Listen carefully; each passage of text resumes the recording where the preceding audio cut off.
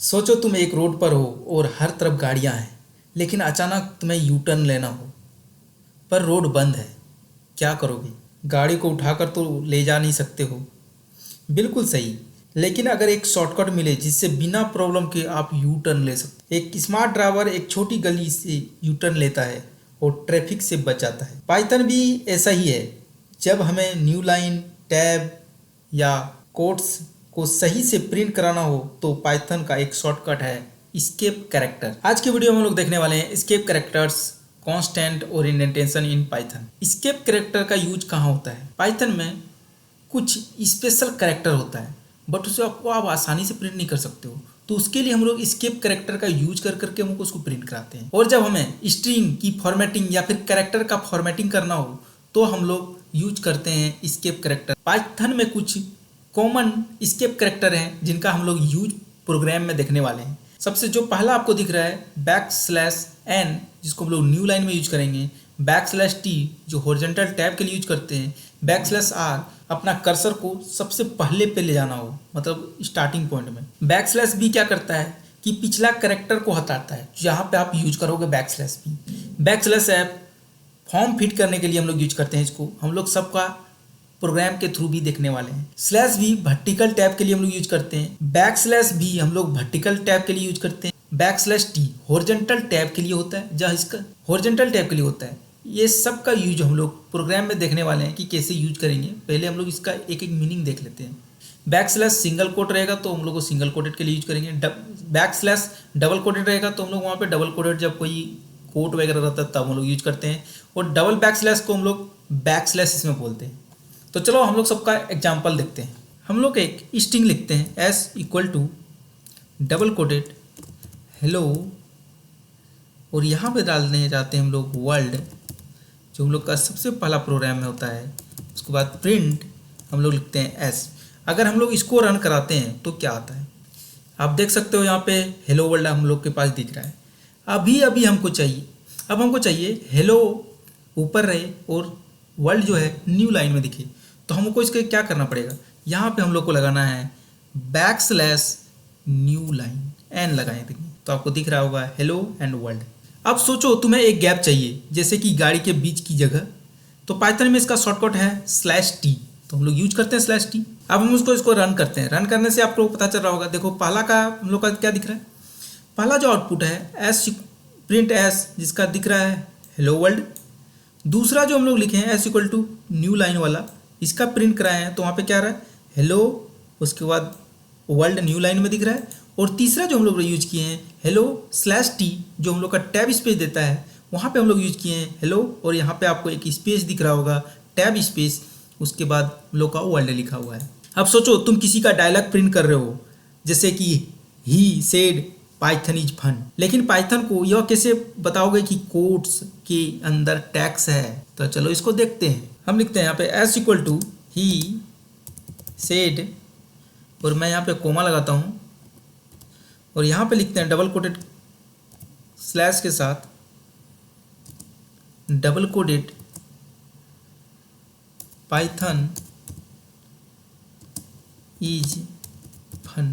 Print s लिखता हूँ मैं, और यहाँ पे देखोगे आपको स्पेशल कैरेक्टर के साथ आपको डायलॉग टाइप का दिखेगा।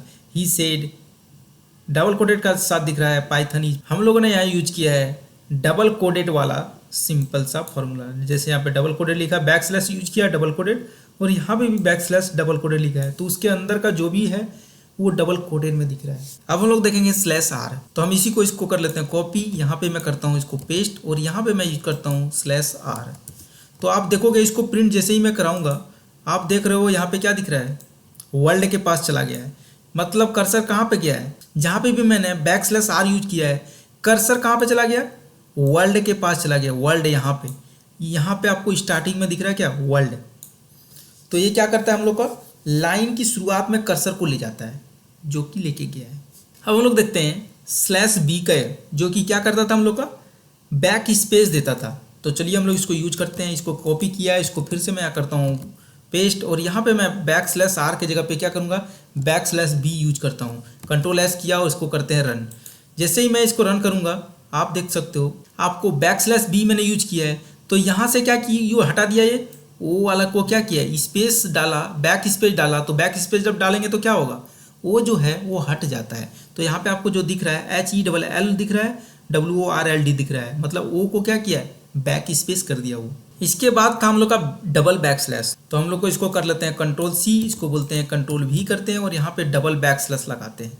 तो आप यहाँ डबल बैक स्लैश अब यूज करूंगा तो यहाँ पे क्या दिखेगा हम लोग को पास, आप लोग को सिंगल बैक स्लैश दिख रहा है। यहाँ पे हमने बोला था कि डबल बैक स्लैश का मीनिंग क्या है, सिंगल बैक स्लैश है, तो हमने यहाँ पे दिख रहा है आपको क्या, हेलो बैक स्लैश वर्ल्ड। हम लोग का और एग्जाम्पल बाकी है, वो है सिंगल कोट। हम लोग इसको करते हैं Ctrl+C एंड Ctrl+V करते हैं और यहाँ पे लिखते हैं इट्स हेलो वर्ल्ड। इसको हम लोग यहाँ से हटा देते हैं और यहाँ पे मैं यूज करता हूँ बैक स्लैश। तो अब मैं इसको अब प्रिंट कराता हूँ, आप देख सकते हो यहाँ पे आपको दिख रहा होगा इट्स हेलो वर्ल्ड।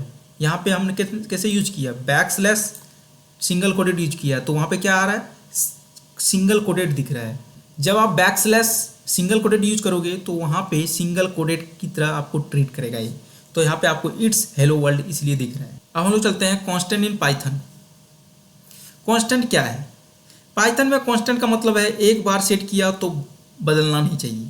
जैसे पाई का मान क्या होता है, कांस्टेंट होता है। ग्रेविटी का मान क्या होता है, कांस्टेंट होता है। जब भी हम लोग कांस्टेंट को डिक्लेयर करते हैं तो हम लोग वैल्यू जहाँ पे असाइन करके रखते हैं वो हमेशा अपर केस में लिखा जाता है। जैसे यहाँ पे आपको पाई दिख रहा है क्या, अपर केसेस में, ग्रेविटी दिख रहा है अपर केसेस में, मैक्स यूजर क्या दिख रहा है, अपर केस में। हम लोग का नेक्स्ट टॉपिक है इंडेंटेशन। पाइथन में इंडेंटेशन का मतलब होता है कोड को सही स्ट्रक्चर में रखना।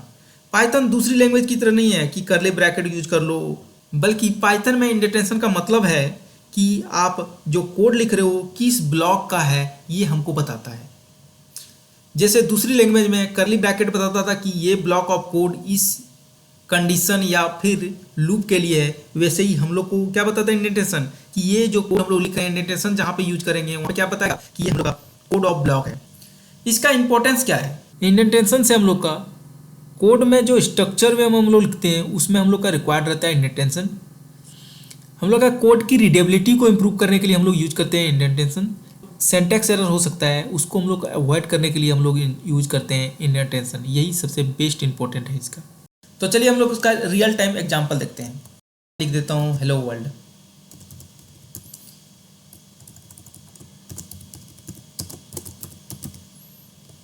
अब मैं इसको रन करता हूँ।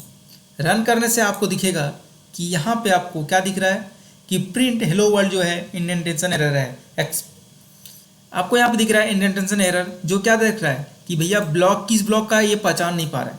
इसीलिए हम लोग यहाँ पे हमेशा यूज करते हैं क्या, या तो आप एक टैब डालो या फिर 4 स्पेस डालो। जैसे मैं यहाँ पे अभी 4 स्पेस डालता हूँ, 1 2 3 4। तो मैं इसको रन करूँगा तो आपको क्या दिखेगा, ये अब आपको एरर नहीं दे रहा है। या फिर आप सिंगल टैब डालो, दोनों का मीनिंग सेम है। Thank you class. Next class में हम लोग देखेंगे ऑपरेटर इन पाइथन, जो कि एक लॉन्ग टॉपिक है, उसको हम लोग एक ही वीडियो में ख़त्म करेंगे।